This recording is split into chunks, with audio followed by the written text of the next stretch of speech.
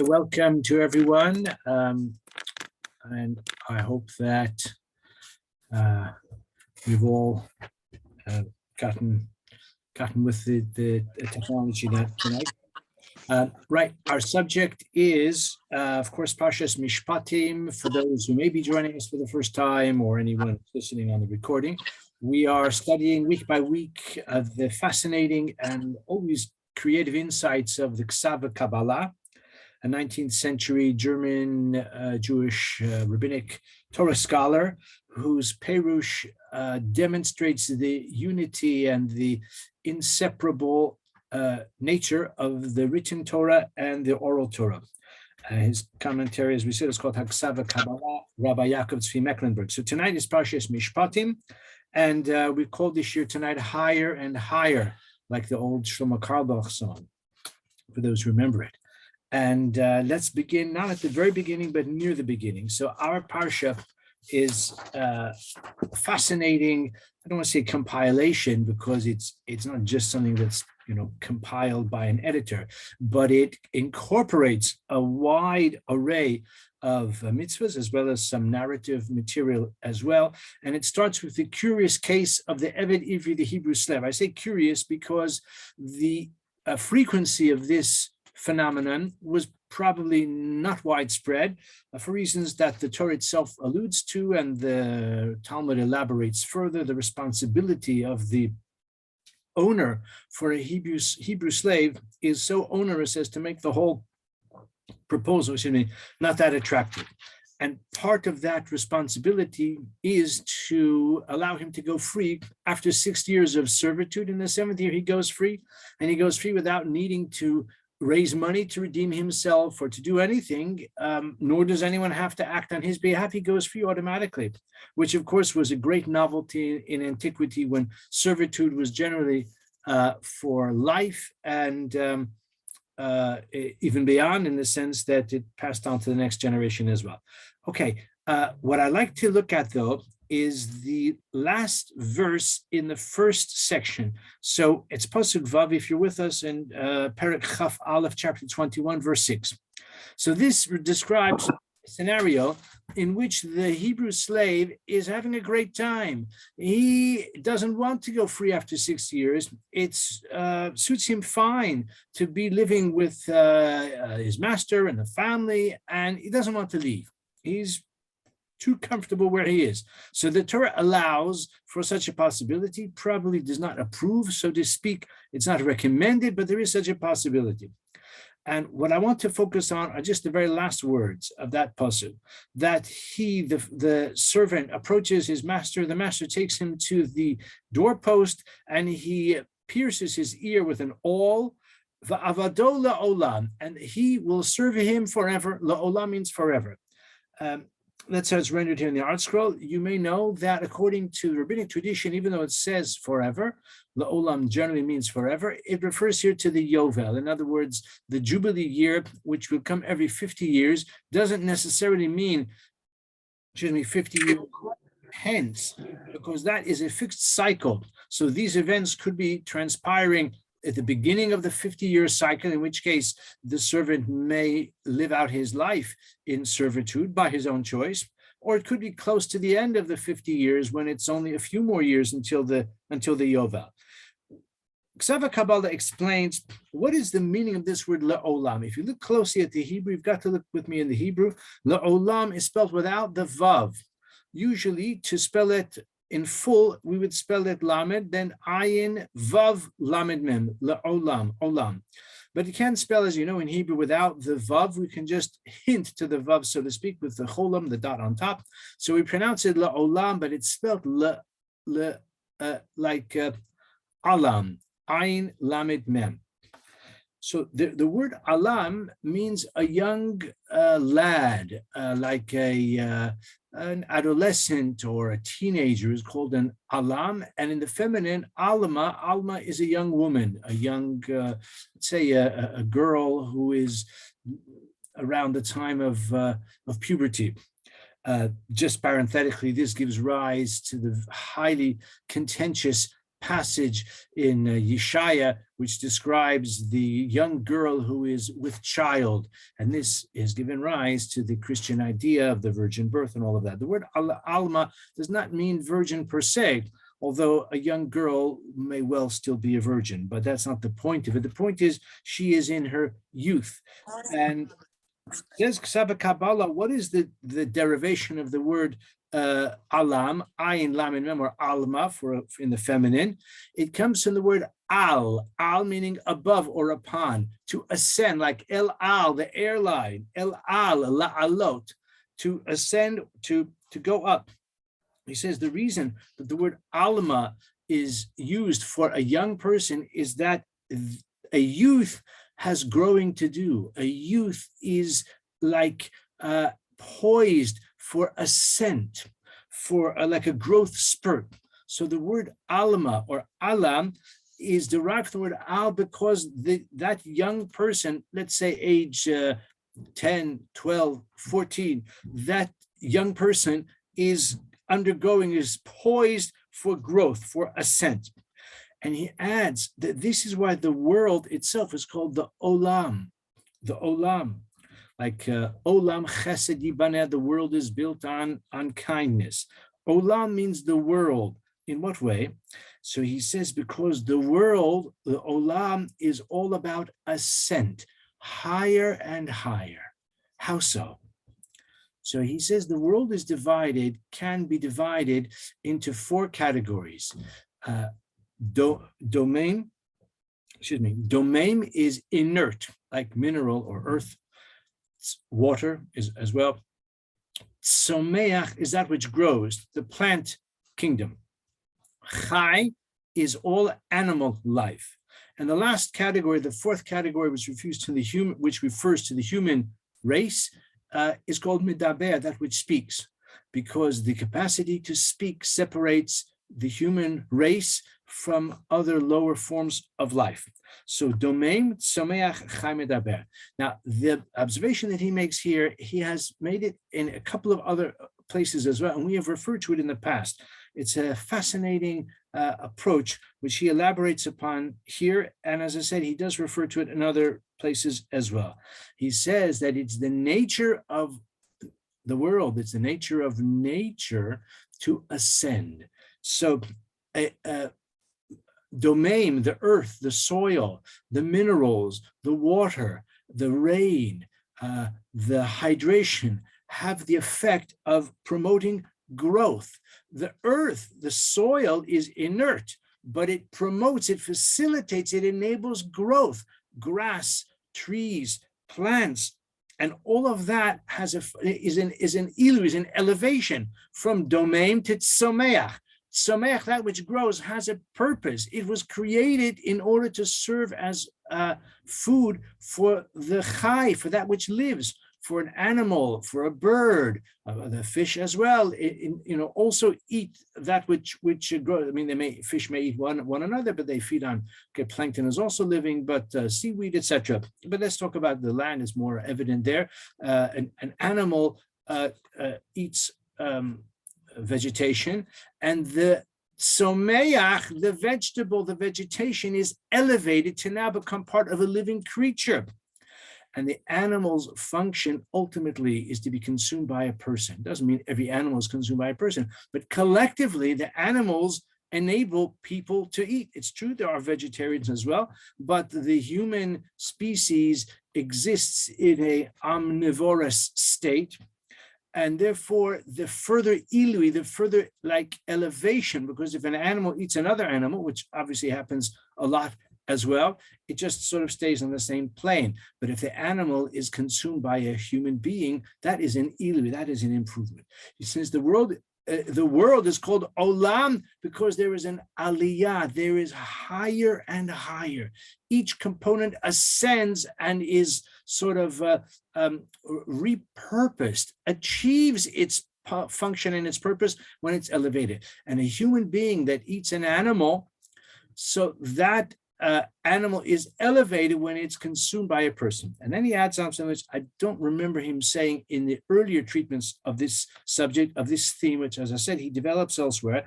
But he says that even a person of flesh and blood, there's a further elevation, because a person, a male and a female, can unite to produce a new life. And in that sense, without getting needlessly biological, the flesh and blood of a person also enables new life through the biological process of the capacity for fertilization and the capacity for new life to be brought into the world. And this is the highest elevation of all. This is even higher than the Medaber, who was just a person, also flesh and blood, but the two people can together create something which is even through the divine contribution endowed with a celestial soul as well. This is the higher and higher. This is why Vavado Olam, the word Olam comes from the word Al, to ascend. And then he explains also why it is that the word Olam, as it in the context here, also means forever. Because he says, like in the expression Me'ata ve'ad olam, from now ve'ad olam, from now and forever. Olam means like endless, just as the world, the universe has no perceptible end, so time has no end. Le'olam, forever. So that alludes ultimately to Olam Haba, to the future world, the world to come. And he says, this is why the word Le'olam is used to refer to destiny, the ultimate destiny, the ultimate forever, where human life will live on in the next world. The soul has the capacity to live in the next world as well. Finally, he says that, as we've explained here, La'olam means La'olam shel Yovel. It means 50 years. It means in the Jubilee year, because the Jubilee year also is a time of elevation, where the servant or the maid servant are finally and permanently released, permanently liberated, permanently elevated to the same level, the same kind of position of a peer to her mistress, to his master, where for years and years the master was superior, the slave was inferior. And as I remind you, he chose, or she chose to remain. Actually, she, not so clearly she can even choose that. But in any case, when the Yovel arrives, so even the one who is chosen to remain in servitude in perpetuity goes free, and the girl, a young girl who is sold as a maidservant, also goes free. And by the way, remember that the loans are, it's the remission of loans as well. The debtor who is staggering under the burden of debt also is freed and is liberated in the 50th year. So this is the La'olam, the time of elevation, the time of release. And this is how he explains the concept of the word Olam. I think it's a very beautiful, inspiring insight that Olam, the world, is meant for growth. It's meant for improvement. It's meant for elevation. It's meant for ascent. Okay. Turning further on into the Parasha, take a look with me at chapter 22, verse 21. So it's Chaf Beis Chaf Aleph. You can find it in the art scroll Chumash, the stone Chumash, if you've got it on page 430. Any Chumash that you may choose, you'll find it in chapter 22, verse 20. Here, this is another classic example of his style.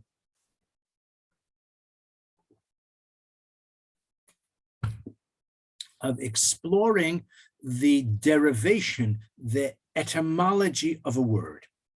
So we've just seen it now in the word Olam, and here he explains a word which is a sad word. And take a look with me in Pasuk Chaf, V'ger lo soneh v'lo silchatzenu, the next Pasuk, I'm sorry, Kol almana, verse 21, Kol almana v'yasom lo sa'anu. Every widow and orphan do not oppress.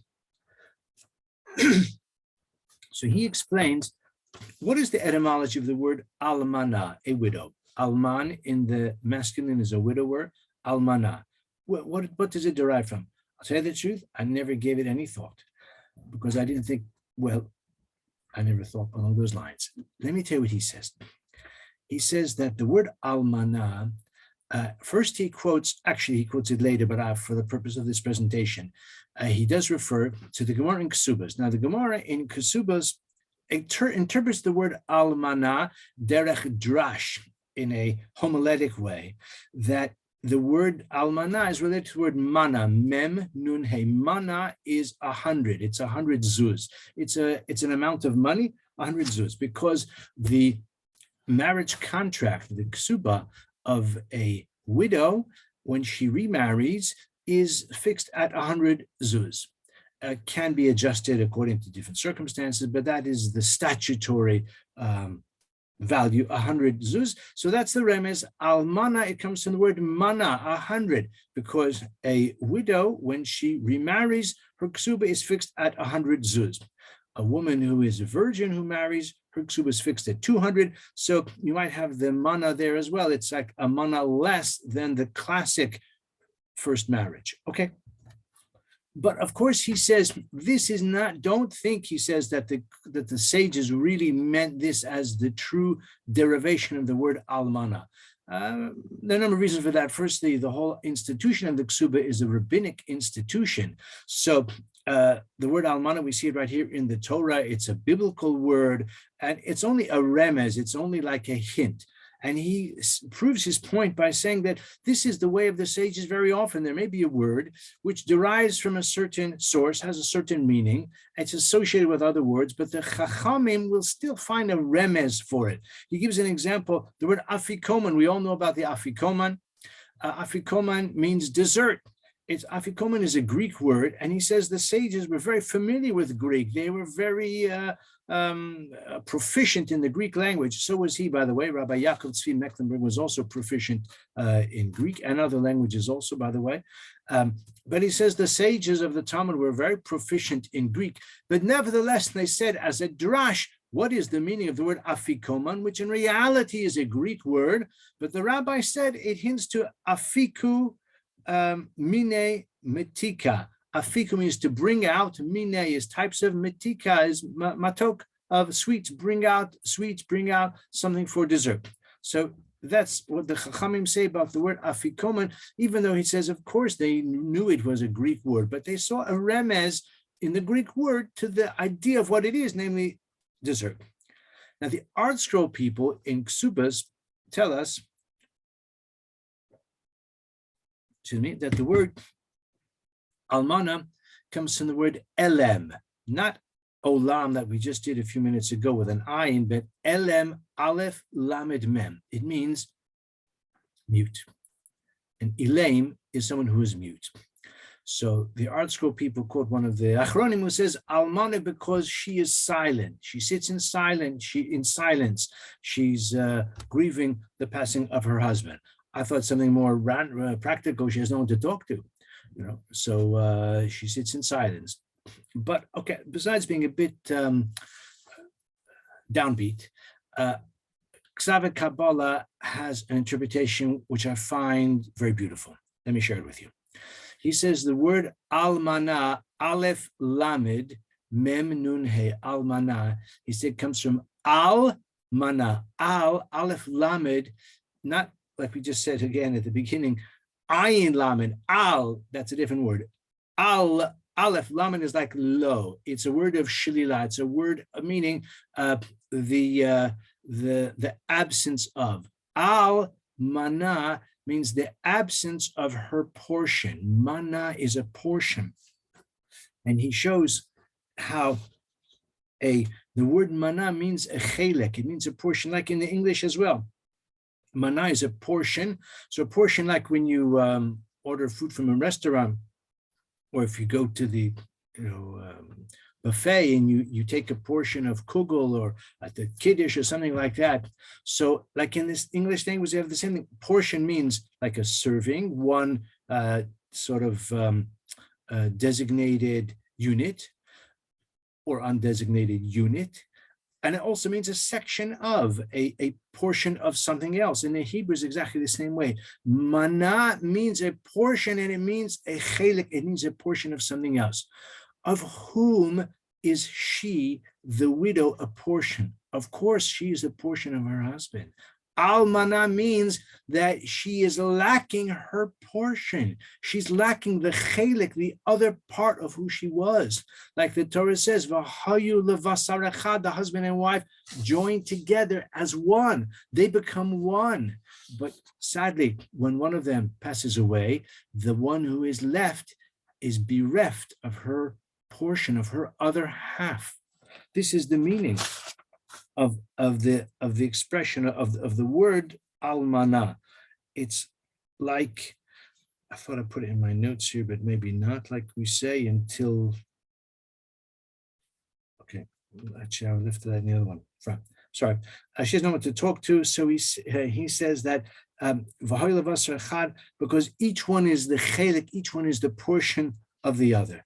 Like we say also, ishto kagufo, his wife is like him, and ba'ala kagufa, her husband is like her. So each one is no longer complete in the absence of the partner. That's why she's called almana, because she is missing her portion. And the same is true for an alman. So as I said, it is a word that is a somber word, but I think it's a beautiful insight into the derivation that one who is married is joined together with her chelik, with her other half. Her and almana means that she no longer has that portion. We've got time for another very, I think, astute approach, and turn with me now to Perek Chaf Gimel, chapter 23, Pasuk Zayin, a well-known pasuk. It's on page 434. No, I'm sorry.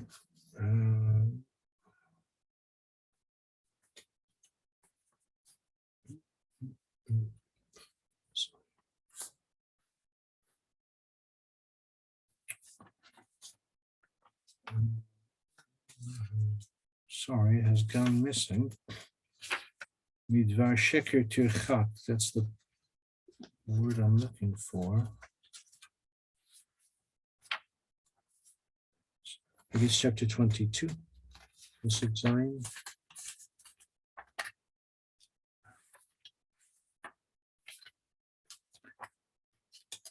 Sorry, in the text that I'm using here of the ha-Kabbalah, occasionally the psukim are not labeled correctly. I'm afraid this is such a case. At any rate, the Torah says, Midvar sheker tirchak, stay far from falsehood. Midvar sheker tirchak. So he asked the simple question, why does the Torah use that expression, keep far from falsehood? Generally, when the Torah wants to forbid a behavior, although occasionally there can be additional words for emphasis that are added, like to say that a certain behavior is awful or detestable. But why not simply say, lo tedaber sheker, do not speak falsehood. Lo tedaber sheker. Why does he mean midvar sheker tirchak, keep far from falsehood? So he says that, quotes one of the other commentaries, who says that the failing of untruth, speaking falsehood, is very widespread. He quotes the Gemara that someone of the Chachamim said, "Mereish haviyamina leka kushta ba'alma." At first, I thought, Rashi says, there's no truth in the world. There's no one who always speaks the truth. In other words, the temptation, it's very, very widespread. And therefore, in order to emphasize how a person has to stay far from falsehood, the Torah says exactly that. Because if you just think, well, I can go up to the edge, but I won't step over the line, the temptation to do so is too great. So in order to emphasize how grievous is the transgression or the consequences of falsehood, the Torah says, stay far from falsehood. And that's where it requires that greater emphasis. I'm reminded of the story of the young man who approached his Rebbe, and he was applying for a rabbinical position. So he asked the sage for a letter of recommendation. So the elder rabbi, took out a pen, took out his paper, stationery, and he wrote a flowery letter of approbation, filled up half the page, and he signed his name all the way at the bottom. So he handed it to the young man, who looked at it approvingly, but he said, Rebbe, why did you sign your name all the way at the bottom? Why didn't you sign it, next to the last line? He said, Shteit midvar sheker tirchak. From words of falsehood, keep a distance. So that obviously is just a joke, but this is what ha-Kabbalah says about that expression, that midvar sheker tirchak, and he elaborates further. He explains that there can be a case where a person may want to lie in order to achieve justice, such as 3 people who collectively lent, let's say, £1 million to someone, and he is going to deny it entirely and stiff them altogether. So they've got a plan. They say, you know what? We all lent him the money collectively, so you claim the $1 million, and we, the other 2, will testify on your behalf. We'll testify that you lent him $1 million. And that way, the defendant will have 2 witnesses against him. He'll have to pay up. But if we each collectively say that we lent you collectively $1 million, if he denies it, we have no witnesses, we're up a creek. So they want to present the case as if one of them lent $1 million, he'll collect the $1 million and he'll divide it up among the other 2, and that way justice will be served. He says it's still forbidden, because the fact is that the other 2, yes, they were eyewitnesses to the loan, but they were not just observers, they were parties to the loan, and therefore their testimony is invalid. He gives a couple of other examples like that as well. That's midvar sheker tirchak. Just like to end with a story that I've mentioned in the past about Rabbi Yaakov Kamenetsky, Zichron Livracha, who was known as the Ish Emes, a man of truth. In many ways, he demonstrated that impulse on many occasions. One of the famous instances is when he was even a young man. Probably he was just a teenager, maybe just around bar mitzvah even, and he was, learning in a certain yeshiva. And during Pesach, the yeshiva was in intercession, but he couldn't afford to go back to his hometown, so he was staying in the yeshiva. And he had an invitation for the on Pesach. I don't know if it was the Seder or for one of the meals, and he was reluctant to accept the invitation. Some say it was even at the Rosh Yeshiva, because he didn't want to eat outside of his house on Yom Kippur, on Pesach. On Yom Kippur as well, he doesn't. But on Pesach, many have that minhag that they're only eating their own home, not to rely on someone else's Pesach preparations. And even though, of course, he would not impugn the standards of the Rosh Yeshiva, but it was his personal practice, and he didn't want to compromise it. But he didn't want to say, I don't trust your kashrus. So he said, Ich ess nicht gebrocht. I don't eat matzah that's dipped in water. This is called gebrocht, and matzah shruya, and it generally is a Hasidic minhag. Generally, Litvaks do not adhere to that chumrah, that stringency, which has really no basis in halachic logic, but nevertheless, it is found in Hasidic homes. And he was explaining why was declining the invitation, because he doesn't eat gebrocht, and which most people in that town, they did, and he didn't. So that's why he was in a gracious way declining the invitation. From that day onward, for the rest of his life, he never ate gebrocht, even though his family did. He told them they could. But because he had said when he was probably 13 or 14 years old, I don't eat matzah that's dipped in water, since he said it, he wanted to uphold it. And from that day on, he never ate such a thing.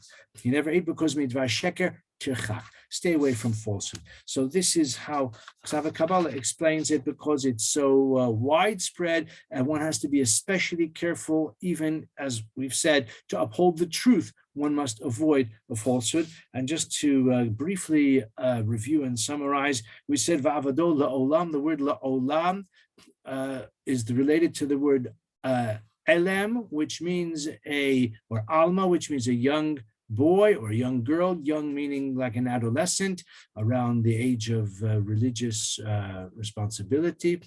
And the comes from the word al, to ascend, because that person of that age is growing and on the cusp of a growth spurt.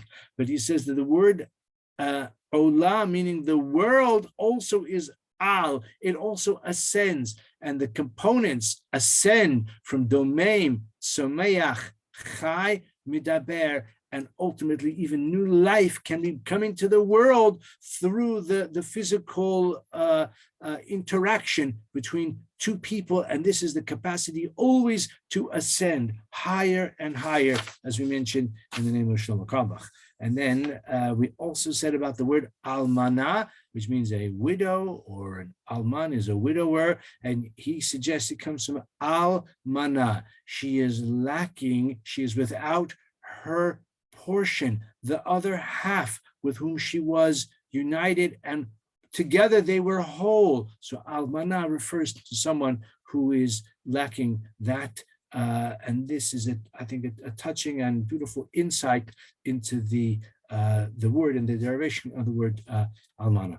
So thank you to everyone again for listening, and fascinating parsha in which Kabbalah has a lot to say, and we've chosen some, I hope you'll agree, worthy selections for our 30 minutes on the Parasha tonight. So thank you. If any questions or comments, Bakasha.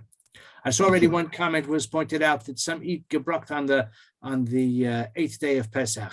So maybe if it had been the 8th day, then maybe Rav Yachim Kamenetsky also ate on the 8th day, because he never really intended to take it on, but just because the words left his mouth, he wanted to uphold it, as we said.